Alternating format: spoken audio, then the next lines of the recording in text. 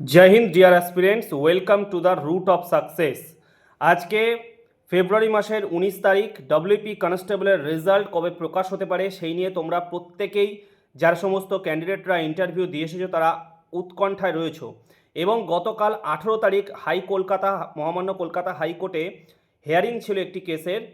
তোমরা অনেকেই কেসের আপডেটটার বিষয়ে আমাকে জানতে চাইছো যে কেসে সেখানে কি হলো, কি জাজমেন্ট এসছে, নিয়োগ প্রক্রিয়া কি বিলম্বিত হতে পারে কিনা। এই কারণে সেই বিষয়ে আমি তোমাদেরকে আজকে বলছি।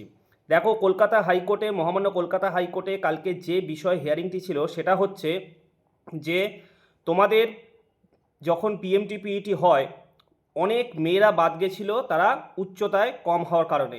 যে রিকোয়ারমেন্ট হাইট যেটা দরকার 160 সেন্টিমিটার মেয়েদের হাইট, সেই হাইট তারা না থাকার কারণে মেয়েরা বাদ গেছিল। তার থেকে বেশ কিছু সংখ্যক মেয়ে তখন কলকাতা হাইকোর্টে তারা আপিল করে যে তাদেরকে নাকি মেজারমেন্ট তাদের সঠিক উচ্চতা থাকা সত্ত্বেও নাকি তাদেরকে বাদ দেওয়া হয়েছে, তাদেরকে পিএমটিতে ডিসকোয়ালিফাই করে দেওয়া হয়েছে, যার কারণে তারা এই নিয়োগ প্রক্রিয়ায় পরবর্তী ধাপ ইন্টারভিউতে তারা অংশগ্রহণ করতে পারেনি।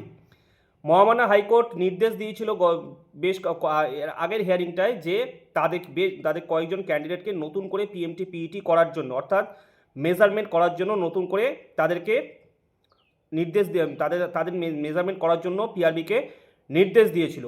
কিন্তু এই নির্দেশ যদি পালন করতে যাওয়া হয়, অর্থাৎ ইন্টারভিউ প্রসেস তোমাদের কমপ্লিট হয়ে গেছে, শুধু রেজাল্ট বেরোনো এখন শুধু জাস্ট সময়ের অপেক্ষা, ফাইনাল মেরিট লিস্ট। এখন যদি ওই সমস্ত ক্যান্ডিডেটদের যদি এখন নতুন করে আবার যদি পিএমটি করতে হয় তাহলে রিক্রুটমেন্ট প্রসেস অত্যন্ত বিলম্বিত হয়ে যেতে পারে। কারণ নতুন করে রিক্রুটমেন্ট করতে গেলে, নতুন করে পিএমটি আবার তাদের ইন্টারভিউ করতে গেলে কিন্তু রিক্রুটমেন্ট প্রসেস বিলম্বিত হয়ে যেতে পারে। সেই কারণে গতকাল 18 তারিখ মহামান্য হাইকোর্টের আমাদের রাজ্যের পিআরবি পুলিশ রিক্রুটমেন্ট বোর্ড তারা জানায় যে এই মুহূর্তে রিক্রুটমেন্ট প্রসেস যদি আবার নতুন করে শুরু করতে হয় তাহলে রিক্রুটমেন্ট প্রসেস বিলম্বিত হয়ে যেতে পারে ফাইনাল মেরিট প্রকাশে, কারণ সমস্ত প্রসিডিওর কিন্তু কমপ্লিট হয়ে গেছে। তোমরা জানো যে তোমাদের যে পিএমটি হয় সেটা হচ্ছে ইলেকট্রনিক ডিভাইসে কিন্তু হয়, যে ম্যানুয়ালি কিন্তু হয় না, ম্যানুয়ালি কিন্তু মেজারমেন্ট করা হয় না, মেশিনে দাঁড় করিয়ে তোমাদের সেটা কিন্তু টোটালি ইলেকট্রনিক ডিভাইস সিস্টেমে কিন্তু সেটাকে তোমাদের সেখানে পিএমটি করা হয়। অর্থাৎ হাইটে কম হয়ে যাবে যোগ্য হাইট থাকা সত্ত্বেও, এই সম্ভাবনাটা প্রায় নেই বললেই চলে।